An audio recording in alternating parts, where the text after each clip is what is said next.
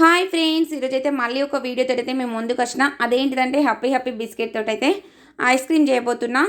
Biscuit తోటి ice cream చేయాలని thought ఎందుకు వచ్చిందంటే, మా చిన్నోడైతే ఐస్ క్రీమ్ కావాలని ఏడ్చిండు. అప్పటికప్పుడైతే మనం ఐస్ క్రీమ్ తేలేం కదా, అందుకోసం అని నేనైతే హ్యాపీ బిస్కెట్ తోటి అయితే ఐస్ క్రీమ్ చేయబోతున్నా. ముందుగానైతే మనమైతే బిస్కెట్లను అయితే ఇట్లా పొడిలాగా చేసుకోవాలి. నేనైతే దంచుతున్నా, లేదంటే మీరు మిక్సీ పట్టుకోండి పొడిలాగా.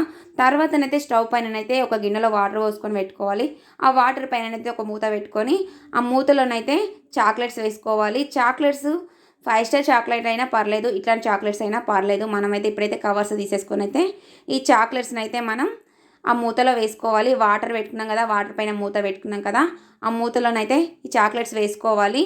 ఈ చాక్లెట్స్ అయితే ఆ మూతలో వేసుకొని మెల్ట్ అయ్యేదాకా ఆ మూతలో ఉంచేసుకోవాలి. ఇట్లా చాక్లెట్స్ వేసుకొని అయితే మనమైతే చెంచాతో ప్రెస్ చేసుకుంటూ మెల్ట్ చేసుకోవాలి. క్రీమ్ లాగా అయ్యేదాకా చెంచాతో ప్రెస్ చేయాలి. ఇట్లా క్రీమ్ లాగా అయ్యేదాకా మనమైతే మూత పైన వేడి చేసుకోవాలి. ఇట్లా ఆవిరితోటి వేడి చేసుకోవాలి. ఇట్లా వేడైన తర్వాతనైతే మంచిగా క్రీమ్ లాగానైతే రెడీ అయిపోయింది చూడండి. ఇప్పుడైతే స్టవ్ పై నుంచి అయితే తీసేసుకోవాలి. ఇట్లా క్రీమ్ అయిన తర్వాతనైతే ఇప్పుడైతే మనం చాక్లెట్ క్రీమ్ అయితే రెడీ చేసుకున్నాం కదా, తర్వాతనైతే మనం బిస్కెట్ పొడి రెడీ చేసి పెట్టుకున్నాం కదా. ఫస్ట్ అయితే ఆ బిస్కెట్ పొడిలోనైతే మనమైతే పాలు పోసుకోవాలి.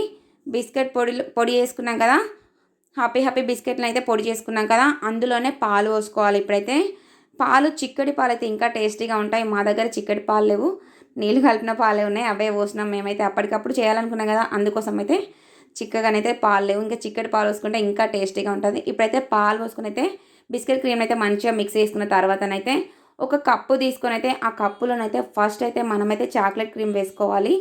ఫస్ట్ చాక్లెట్ క్రీమ్ వేసుకున్న తర్వాతనే బిస్కెట్ క్రీమ్ వేసుకోవాలి. పాలు కలిపి పెట్టుకున్నాం కదా బిస్కెట్ క్రీమ్ అయితే, ఇప్పుడు బిస్కెట్ క్రీమ్ వేసుకున్న తర్వాతనైతే మళ్ళీ లాస్ట్లో చాక్లెట్ క్రీమ్ వేయాలి.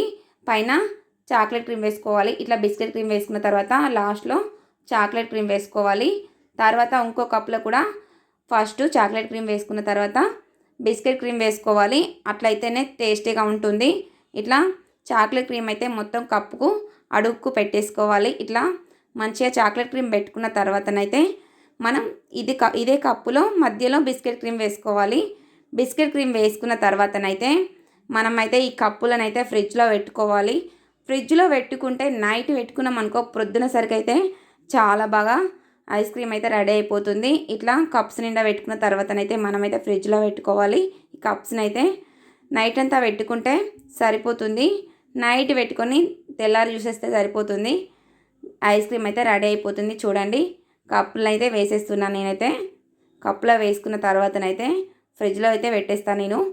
నైట్ అంతా ఫ్రిడ్జ్లో పెట్టి పొద్దున తీస్తానైతే టేస్ట్ అయితే చాలా బాగుంది. నేనైతే టేస్ట్ చూసినా చాలా బాగుంది చూడండి. నేనైతే ఫ్రిడ్జ్లో పెడుతున్నా. ఇప్పుడైతే 2 కప్స్ అయితే ఫ్రిడ్జ్లో పెట్టేసిన నేను. డీ ఫ్రిడ్జ్లో పెట్టిన, నార్మల్ సెల్ఫ్లో పెట్టట్లేదు, డీ ఫ్రిడ్జ్లో పెడుతున్నా. ఇప్పుడైతే తెల్లారి చూస్తున్నా చూడండి ఎంత బాగా రెడీ అయిపోయిందో. బిస్కెట్ తోటి అయితే ఐస్ క్రీమ్ అయితే రెడీ అయిపోయింది. చాలా టేస్టీగా ఉంది. టేస్ట్ అయితే చాలా బాగుంది. నేనైతే ఐస్ క్రీమ్ కంటే ఇదైతే టేస్ట్ బాగుంది. సబ్స్క్రైబ్ చేయడం మాత్రం మర్చిపోకండి. లైక్ చేయండి, షేర్ చేయండి. మరిన్ని కొత్త వీడియోల కోసం మాత్రం సబ్స్క్రైబ్ చేయడం మాత్రం మర్చిపోకండి. Bye friends.